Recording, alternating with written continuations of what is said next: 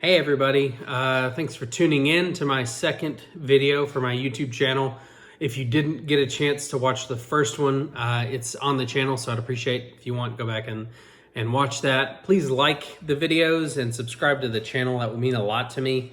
So today I wanted to share a few things you can do to put money back in your pocket.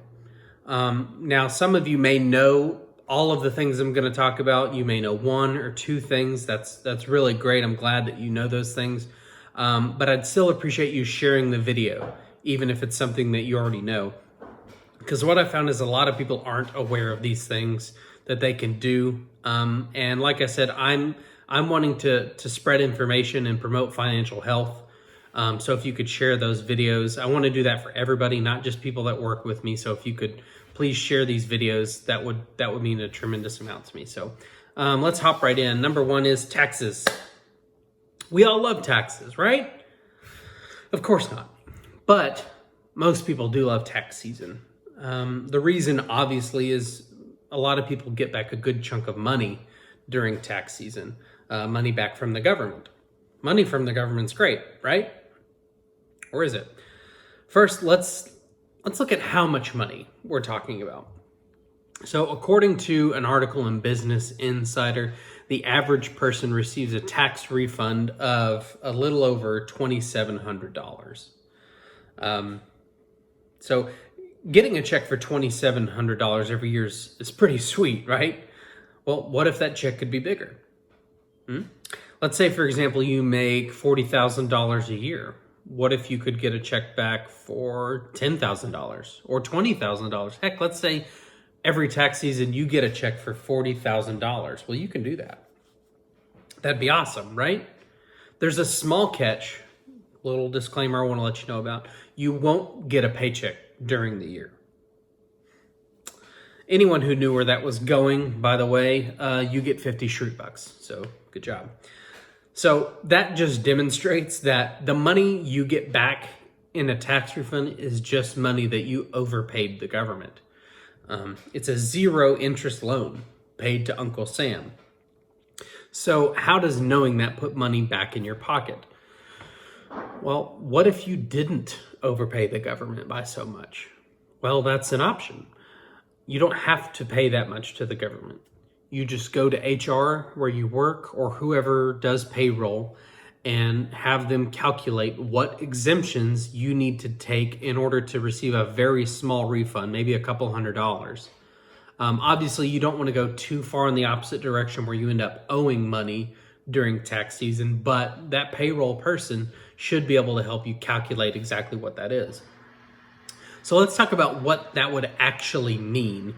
Well, if the average person gets back $2,700, that's $225 per month. And $225 would make a big difference for a lot of families who are struggling to make ends meet.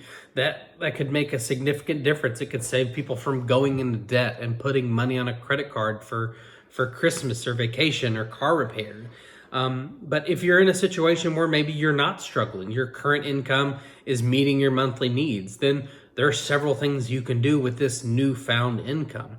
First of all, if you don't have an emergency fund, you can start one, and you should immediately, which it's a vital part of becoming financially healthy is having that emergency fund. But let's say you do have an emergency fund in place. That's fantastic. You're ahead of the curve. But what that means is you can get started saving for your retirement. Now, I cannot stress this enough. You are never too young to start planning for your retirement. Yesterday, I actually met with somebody who was 23 years old and we talked about his retirement. So you know what that means? There's a good chance he's going to retire early because he got started early. So it's never too early to get started.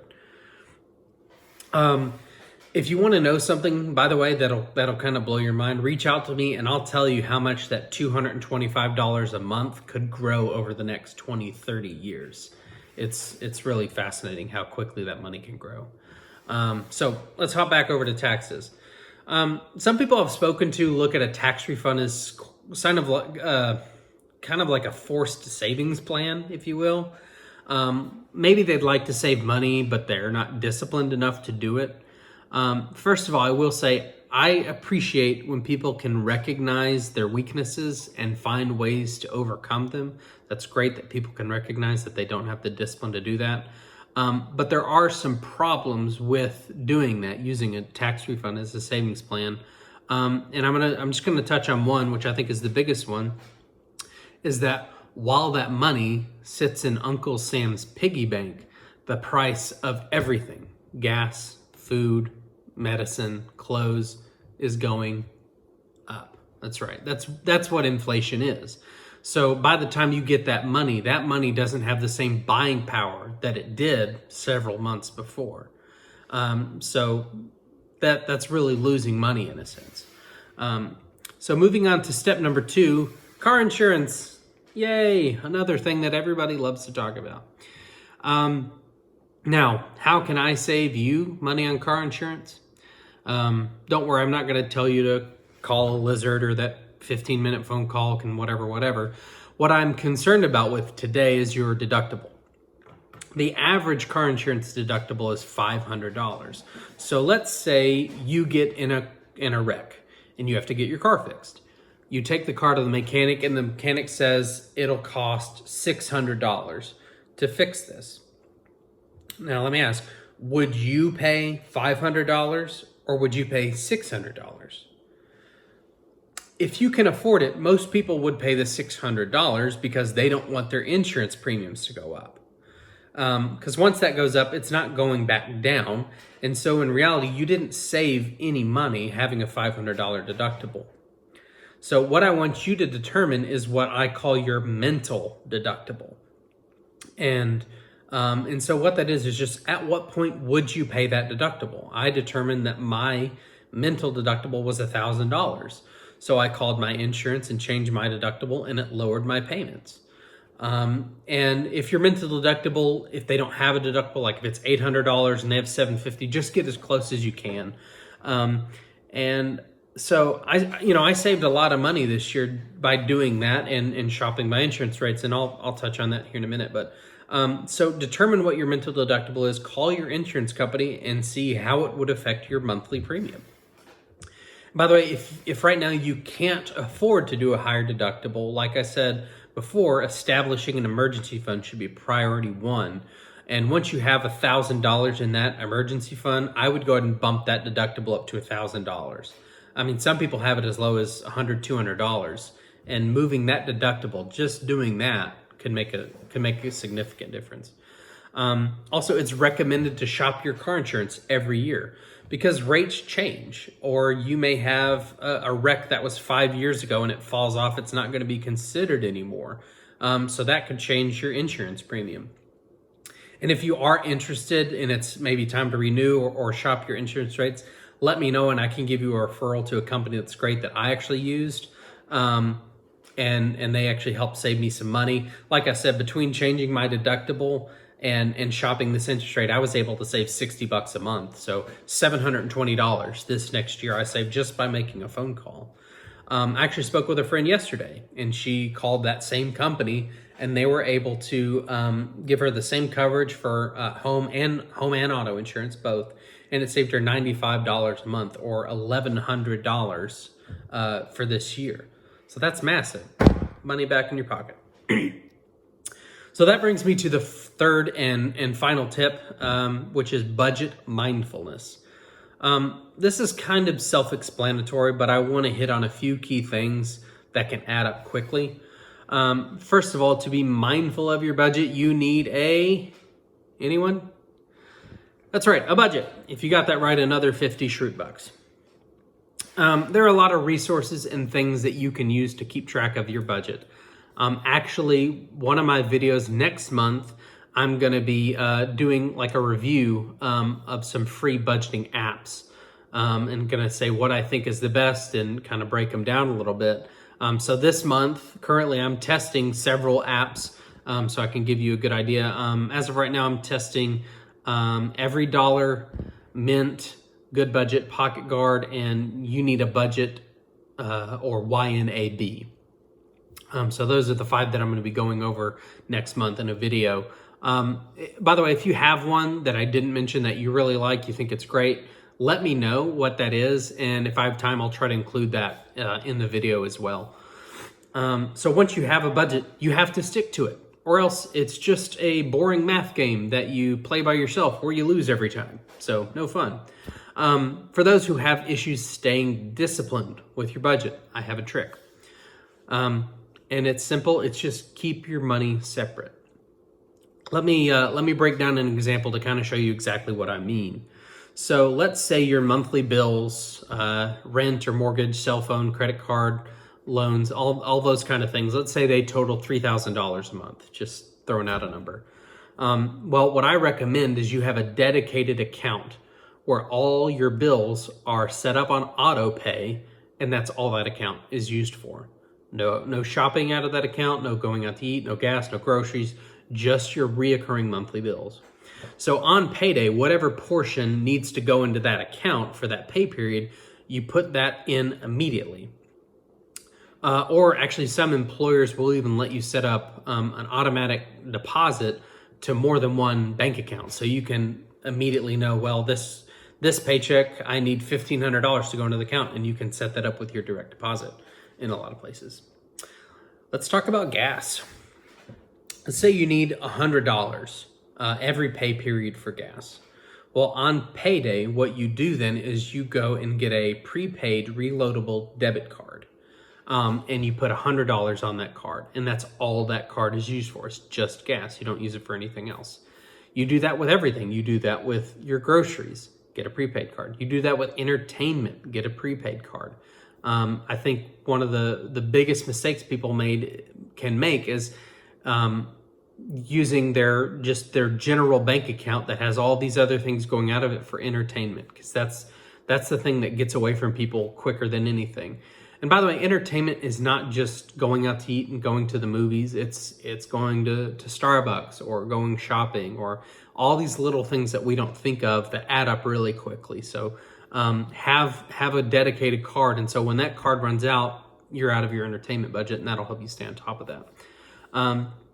By the way, my grocery store, I don't know if all of them do this, but my Kroger, they give extra fuel points when you purchase those prepaid cards.